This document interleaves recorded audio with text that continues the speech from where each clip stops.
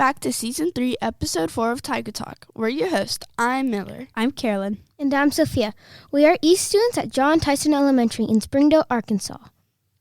As we mentioned in our first episode of the season, we will have something called a Tiger Trivia in every episode. Tiger Trivia is where we ask you a tricky trivia about tigers, because tigers are our mascot.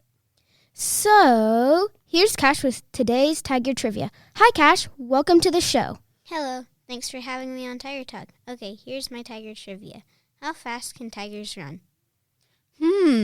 That is a tricky one. What do you think the answer is, Sophia? 10 miles per hour. What do you think, Miller? I'll go big. I'll guess 30 miles per hour. What's your guess, Carolyn? I think 40 miles per hour. Stay tuned to hear the answer at the end of today's episode.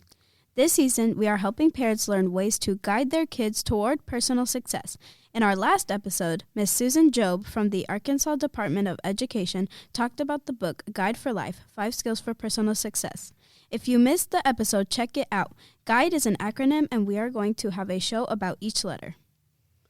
Today, we will be focusing on G, which stands for growth. This principle means that kids can manage themselves, they can solve problems, practice mindfulness, and persevere.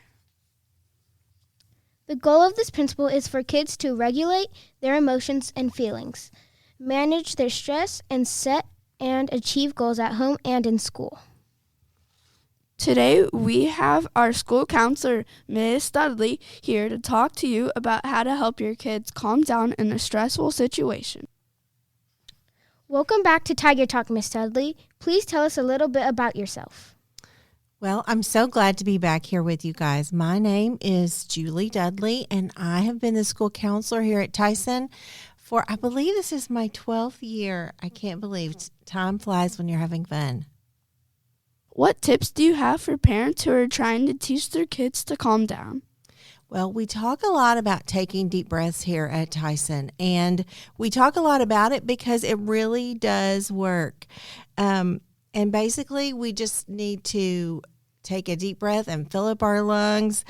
We have a lot of fun breathing strategies. We use some strategies from conscious discipline, like the balloon or the pretzel, but any old deep breath will do to just help us pause the situation of what's going on around us and also engage that executive state in our brain so that we're ready to solve problems. Those are helpful ideas. What ideas do you have for parents to use when they are talking to their kids about being stressed?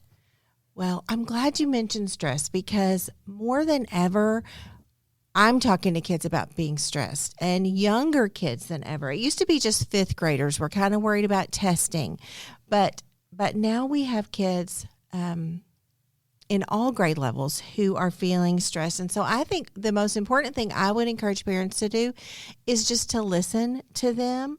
And then some questions I would have them to ask, maybe just themselves, is what kind of stress are we talking about? Are we talking about just momentary stress, like they're getting a shot at the doctor's office, or they're learning some new skill in gymnastics that they're worried about, or a test? Is it something that's going to come and go, or is it something that's more ongoing?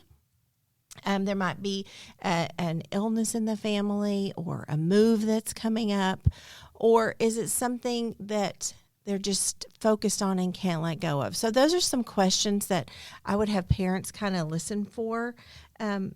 A good rule of thumb is that if your child's stress seems to be interfering with their daily life, then it might be time for them to have someone to talk to about it, to help them with some specific strategies, and to help parents also to know how to deal with it.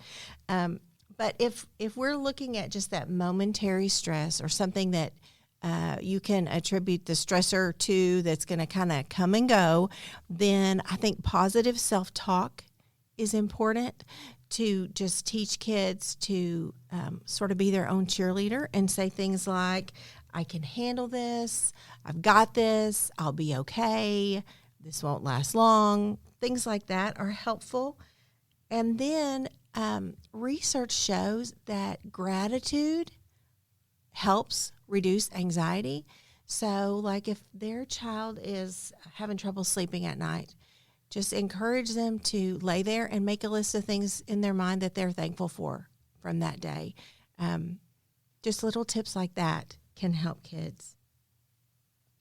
I think those are great ideas. Another part of growth is goal setting. Do you have any thoughts about why this is an important skill to teach your children?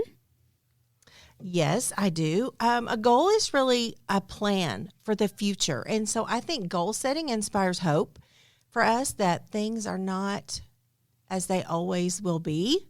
I think it encourages thoughtful decision making and gives us a chance to use our learner qualities that we're talking about here at Tyson. And then I think goal setting also builds confidence, because as we set and reach goals, then that builds our confidence for the next thing that's coming up, the next goal we want to reach.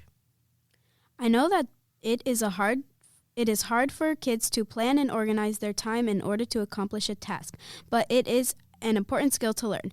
Are there any other tips you would like to tell parents? Well, I think just being aware of their schedule and talking with them about what they need to do, listening to them. There may even be things that parents can take off of their plate on certain days. So I think just talking to their children about skills that are about being organized. Thanks for joining us today. We enjoyed talking with you.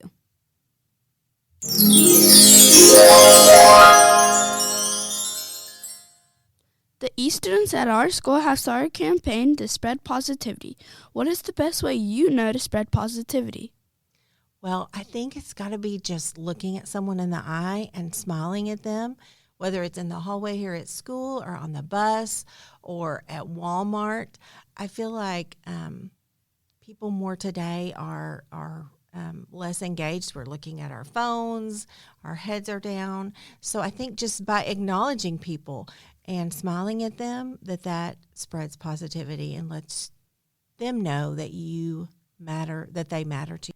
Nice, I love that. I bet you've been waiting for the Tiger Trivia answer. Remind us the question, Cash. How fast can tigers run? Do you have a guess, Miss Dudley? Maybe they're slower than I think they are. How about 20 miles an hour? All right, the answer is tigers can run up to 40 miles per hour. Big brain, Carolyn. That was a real brain teaser.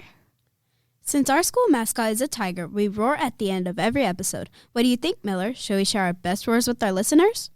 Of course. Roar. Let's hear yours. Let's hear yours, Carolyn. Roar. Amazing. Okay, Sophia, your turn. Roar. Great job. Let's hear yours, Cash. Roar. What about you, Miss Dudley? Roar! That was great. We are working with E students from Springdale High School to bring you your Tiger Talk in Espanol, so stay tuned for this episode to be released soon. All right, in our next episode, we will talk about the U in GUIDE, which stands for understanding, and we'll be talking about ways to help your children be self-aware. We hope you have enjoyed this episode. Thanks for joining us. Tiger Talk to you later. Roar!